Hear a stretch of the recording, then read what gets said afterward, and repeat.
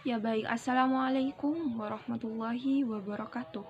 Bertemu lagi dengan saya Putri Ayu Nabila dengan NIM 211F10341 dari kelas A1 Prodi Pendidikan Luar Biasa Fakultas Ilmu Pendidikan dan Ilmu Keguruan. Nah, di sini saya akan menjelaskan atau mengerjakan UAS yang diberikan oleh Bunda Sugiyartati tentang konsep pendidikan anak penyandang masalah sosial. Nah, sebelumnya apa sih itu masalah sosial? Nah, masalah sosial ialah ketidaksesuaian antara unsur-unsur kebudayaan dan masyarakat yang membahayakan kehidupan sosial. Nah, berikut adalah faktor-faktor yang mempengaruhi anak bermasalah sosial. Yang pertama ialah kemiskinan. Kemiskinan yaitu suatu kondisi keadaan di mana terjadi ketidakmampuan untuk memenuhi kebutuhan dasar seperti makan, pakaian, tempat berlindung, pendidikan, dan kesehatan. Nah, jadi kemiskinan di sini itu bisa bisa mempengaruhi terjadinya anak bermasalah sosial. Maksudnya faktor-faktor ekonomi itu bisa menyebabkan anak bermasalah sosial. Nah, yang kedua ialah ketidakharmonisan keluarga. Nah, di mana unit keluarga yang tidak lengkap di di disorganisasi keluarga karena putusnya perkawinan. Adanya kekurangan dalam keluarga tersebut yaitu dalam hal komunikasi antara anggota-anggotanya. Nah, sedangkan peran keluarga sendiri yaitu sebagai tempat pertama bagi seseorang anak atau seseorang untuk memulai mengenal interaksi dan komunikasi serta sosialisasi itu terjadi.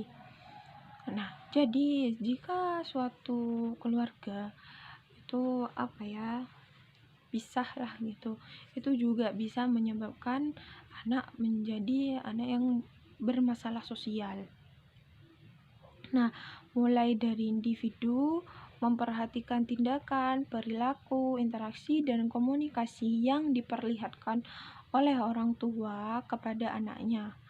Rumah pertama yang menjadi tempat untuk berlindung, berteduh, serta menjalin keharmonisan kehidupan. Nah, dari sini kita tahu bahwa keluarga yang tidak harmonis terpecah gitu, itu juga bisa menyebabkan anak menjadi anak yang bermasalah sosial. Nah, selanjutnya ialah bentuk-bentuk anak bermasalah sosial. Yang pertama, perselisihan. Entah itu perselisihan antar keluarga, antar teman sebaya, atau perselisihan antar budaya gitu ya. Itu juga bisa menyebabkan anak-anak menjadi anak yang bermasalah sosial. Nah, yang kedua, kriminalitas seperti kayak tawuran, minum-minuman keras gitu. Itu juga bisa menyebabkan anak-anak jadi bermasalah sosial gitu. Nah, yang ketiga adalah ketidakharmonisan keluarga ya. Nah, seperti yang tadi saya ucapkan itu, bahwa keluarga yang sudah tidak utuh atau sudah bercerai itu juga bisa menyebabkan anak menjadi bermasalah sosial. Nah, yang keempat ialah kebodohan dan juga kemiskinan. Nah, seperti yang sudah saya sampaikan tadi, bahwa kemiskinan juga bisa menyebabkan anak bermasalah sosial. Nah, selanjutnya ialah penanganan anak bermasalah sosial.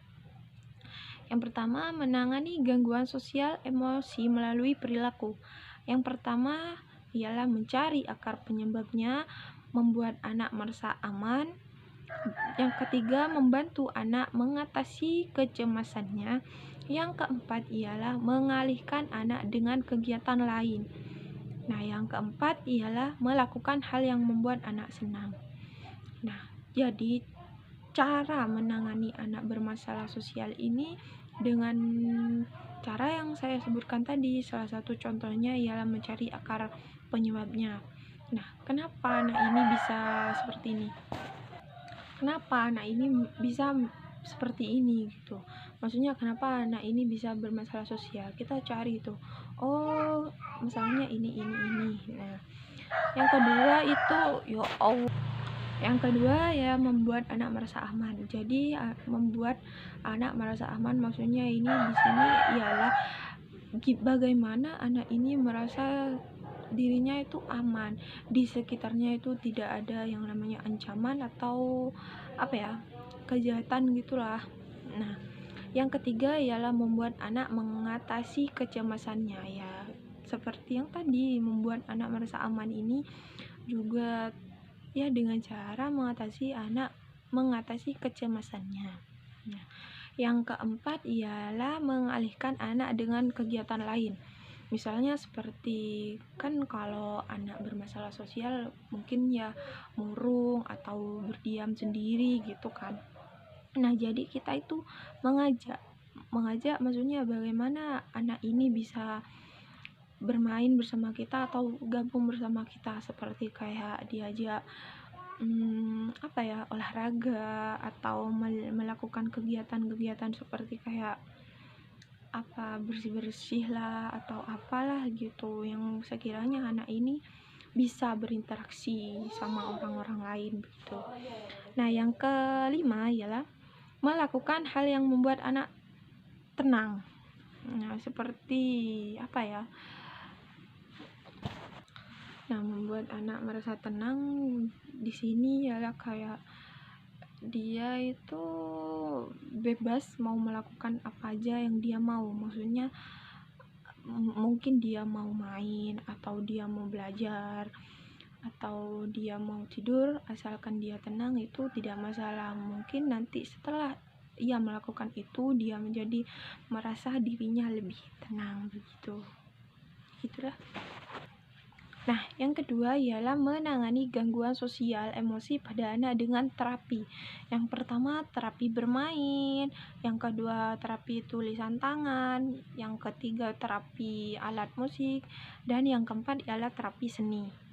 Nah, keempat ini bisa dilakukan kepada anak-anak untuk menangani emosi pada anak bermasalah sosial ini, itu dengan cara ya diajak bermain dan juga belajar tulis kayak menggambar lah atau nulis apa gitu.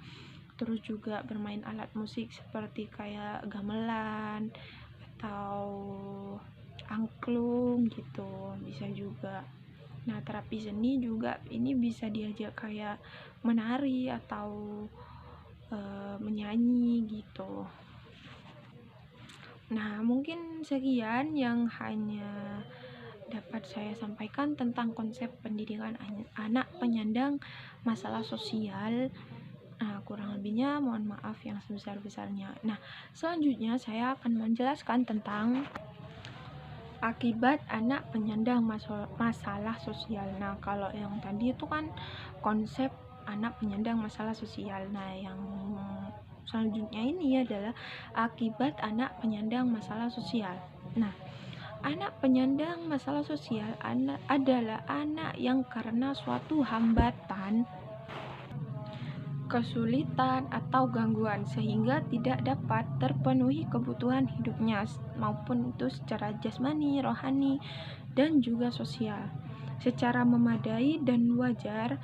Hambatan, kesulitan, dan gangguan tersebut dapat berupa kemiskinan, keterlantaran, kecacatan, keturunan sosial, keterbelakangan, keterasingan, dan perubahan lingkungan atau secara mendadak yang kurang mendukung seperti terjadinya bencana.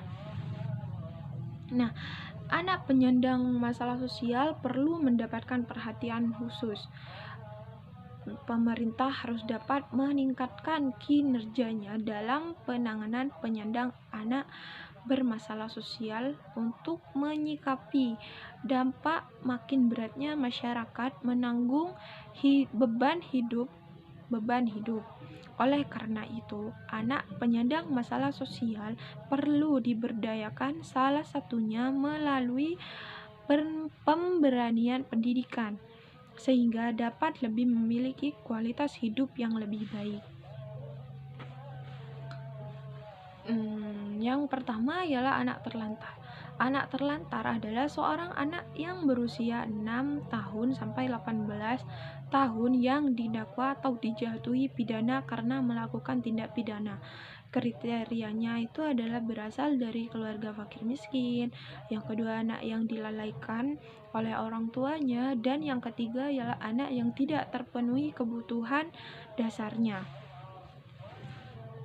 Nah, yang kedua ialah anak penyandang disabilitas. Kriterianya ialah A. Mengalami hambatan untuk melakukan suatu aktivitas sehari-hari, B. Mengalami hambatan dalam bekerja sehari-hari, dan C. Tidak mampu memecahkan masalah secara memadai. Nah, yang ketiga ialah anak korban tindakan kekerasan. Kekerasan terhadap anak adalah tindakan kekerasan secara fisik, seksual, penganiayaan emosional, atau pengabaian terhadap anak.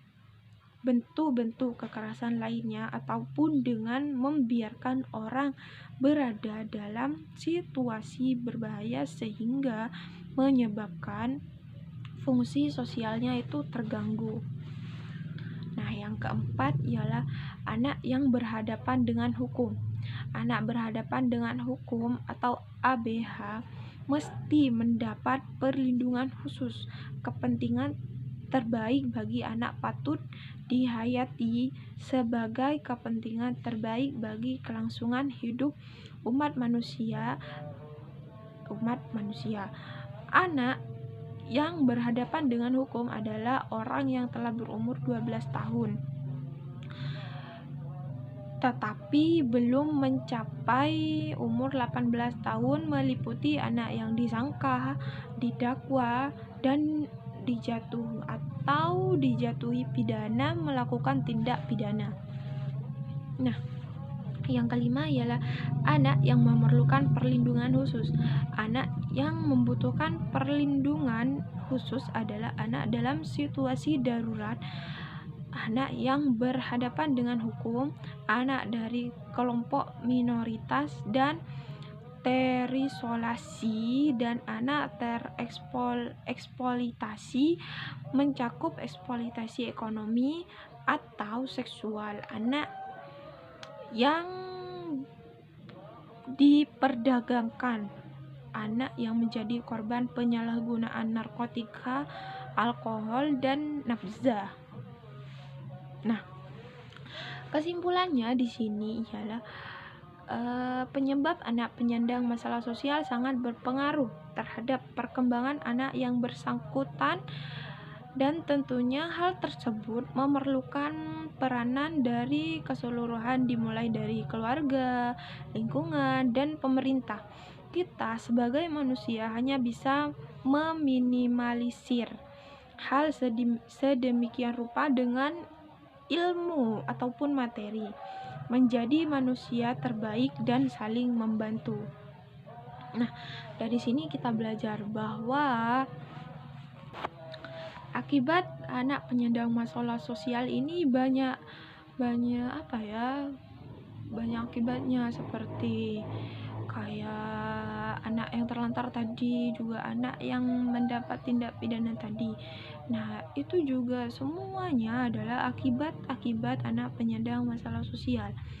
Nah, oleh karena itu kita sebagai calon pengajar atau calon guru, jika menangani anak penyandang masalah sosial, kita itu bagaimana supaya bisa meminimalisir anak tersebut. Bukan kita menyembuhkan, tapi cuma hanya meminimalisir anak tersebut. Bagaimana anak tersebut bisa menjadi agak lebih baik gitu dari yang sebelumnya. Nah, selanjutnya ialah saya akan menjelaskan tentang nah, melanjut materi yang tadi kan ada tadi yang anak terlantar. Nah, di sini ada beberapa sebutan atau apa ya, kayak beberapa contoh lah, semisal itu tentang anak terlantar tadi. Yang pertama ya disebut gepeng, anak pemulung, dan juga anak jalanan. Nah, topik yang saya akan bahas yakni pengertian gepeng dan anak jalanan. Yang kedua itu yakni kriteria gepeng dan pengemis. Yang ketiga ialah penanganan gepeng dan anak jalanan. Nah, pengertian gepeng dan pengemis. Pengertian gepeng ialah kata gelandangan dan pengemis disingkat dengan gepeng menurut Peraturan Pemerintah Republik Indonesia Nomor 31 Tahun 1980 tentang penanggulangan gelandangan dan pengemis. Gelandangan adalah orang-orang yang hidup dalam keadaan tidak sesuai dengan norma kehidupan yang layak dalam masyarakat setempat. Nah, sedangkan pengemis adalah orang-orang yang mendapatkan penghasilan dengan meminta-minta di muka umum dengan berbagai cara dan alasan untuk mengharapkan belas kasihan dari orang lain. Nah, dari sini kita tahu kan apa sih itu pengemis ya.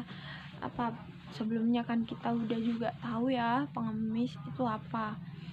Ya pengemis ya gitu, minta-minta ke orang-orang gitu. Nah, selanjutnya ialah pengertian gepeng dan pengemis atau anak jalanan. Gepeng nih anak jalanan gitu ya. Anak jalanan adalah anak yang menghabiskan sebagian besar waktunya untuk melakukan kegiatan hidup sehari-hari di jalanan, baik untuk mencari nafkah atau berkeliaran di jalan dan tempat-tempat umum lainnya. Nah, anak jalanan mempunyai ciri-ciri berusia dari 5 sampai 18 tahun melakukan kegiatan-kegiatan di jalan.